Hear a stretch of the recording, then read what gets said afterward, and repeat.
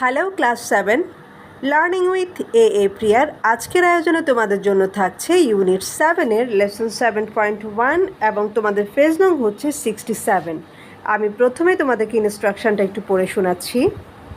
দেখো এখানে লিখেছে look at the picture below. Below মানে হচ্ছে নিচে, আর লুক অ্যাট মানে হচ্ছে কোনো কিছুর দিকে তাকানো বা কোনো কিছু দেখা।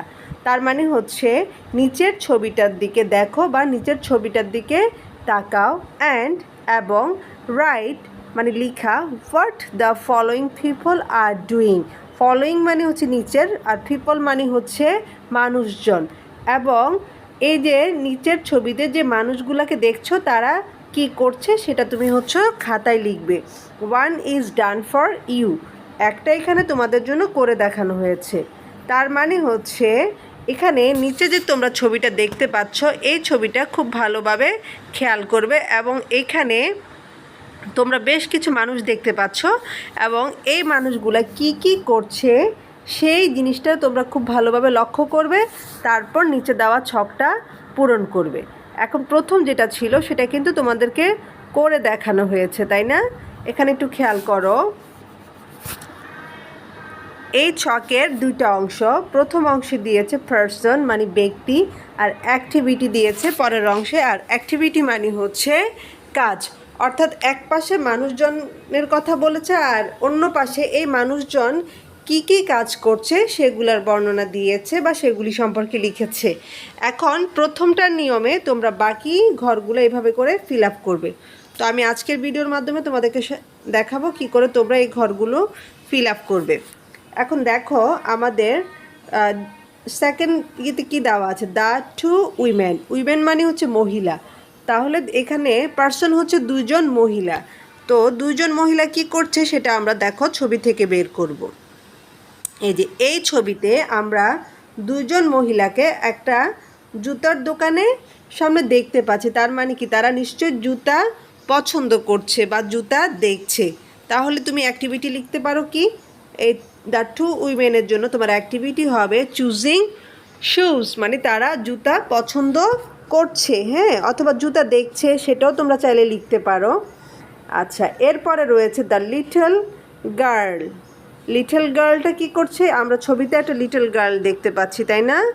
এই যে একটা লিটল গার্ল, এই লিটল গার্লটা কি করছে? তার হাতে কিন্তু একটা বানানা দেখতে পাচ্ছ, তাই না? ও তার মায়ের সাথে হেঁটে যাচ্ছে। এখন এই লিটল গার্লের জন্য তুমি দুইটা আনসার লিখতে পারো। একটা হচ্ছে ইটিং বানানা, এটা হচ্ছে বেশি অ্যাপ্রোপ্রিয়েট, হ্যাঁ। আবার ওয়াকিংও লিখতে পারো, যেহেতু সে তার মায়ের সাথে হেঁটে যাচ্ছে।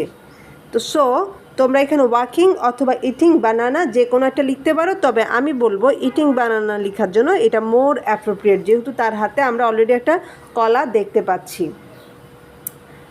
আচ্ছা, এরপর দেখো দ্য শপকিপার। হ্যাঁ, এখানে একজন শপকিপারের কথা বলেছে। দেখো আমরা এখানে শপকিপার দেখতে পাচ্ছি। শপকিপার কি করছে?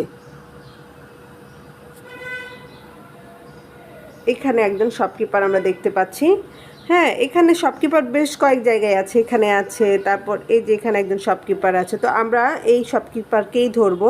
তো উনি কী করছেন? উনি হচ্ছেন কিছু একটা সেল করার চেষ্টা করছেন, তাই না?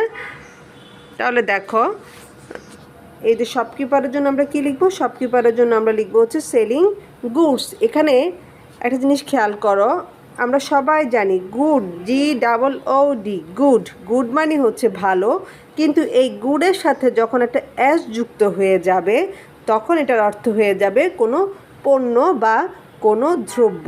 তাহলে দেখো এই যে শপকিপার বা দোকানদার কি করছেন? দোকানদার হচ্ছে পণ্য বিক্রি করছেন, সেলিং গুডস। সেল মানে হচ্ছে বিক্রি করা, গুডস মানে হচ্ছে পণ্য বা দ্রব্য। তাহলে দোকানদারের কাজ কি? দোকানদার কাজ করছে হচ্ছে পণ্য বিক্রি করছে দোকানদার, তো সেটাই এখানে তোমরা লিখবে। এরপর দেখো এরপর রয়েছে দ্য শপ অ্যাসিস্ট্যান্ট। হ্যাঁ, দোকানের যে সাহায্যকারী রয়েছে তার কথা বলছে। তো এই যে আমরা এখানে এই দোকানটায় একজন সাহায্যকারীকে দেখতে পাচ্ছি, তাই না? তাহলে উনি কি করছেন? উনি একজন কাস্টমার, আর উনি হচ্ছেন বলতে পারো যে শপ অ্যাসিস্ট্যান্ট, যে হচ্ছে কাস্টমারদেরকে সাহায্য করে থাকে বিভিন্ন কাজে, তাই না?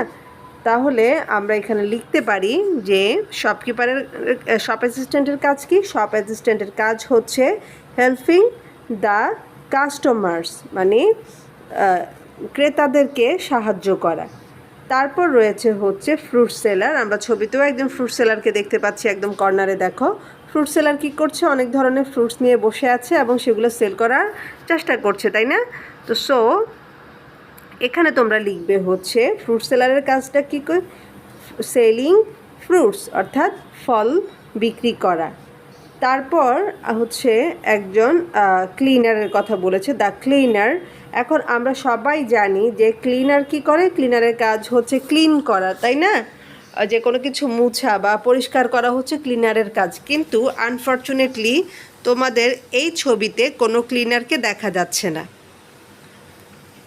আমি খুব ভালোভাবে এই ছবিটা খেয়াল করেছি, আমি কোথাও কিন্তু কোনো ক্লিনার দেখতে পাচ্ছি না। যদি তোমরা দেখে থাকো কমেন্টে জানাবে।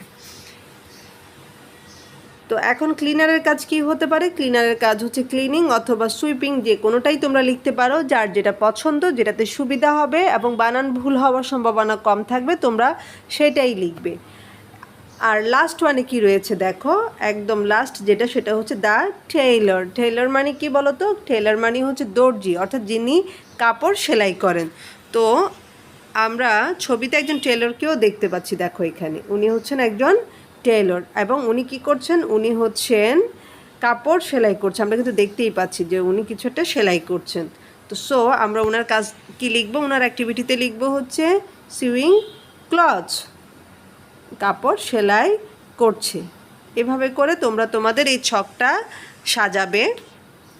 তো আশা করছি যে তোমরা আমার টপিকটা বুঝতে পেরেছো। তারপরেও তোমাদের যদি নিজস্ব কোনো মতামত থেকে থাকে সেটা অবশ্যই কমেন্টে জানাবে, আমি তোমাদের কমেন্টের অপেক্ষায় থাকবো। আজকের ভিডিওটা এই পর্যন্তই। ইনশাআল্লাহ খুব শীঘ্রই হাজির হব নতুন কোনো টপিক নিয়ে। সে পর্যন্ত তোমরা প্রত্যেকেই ভালো থাকো, সুস্থ থাকো এবং লার্নিং উইথ এ প্রিয়ার সাথেই থাকো। আল্লাহ হাফিজ।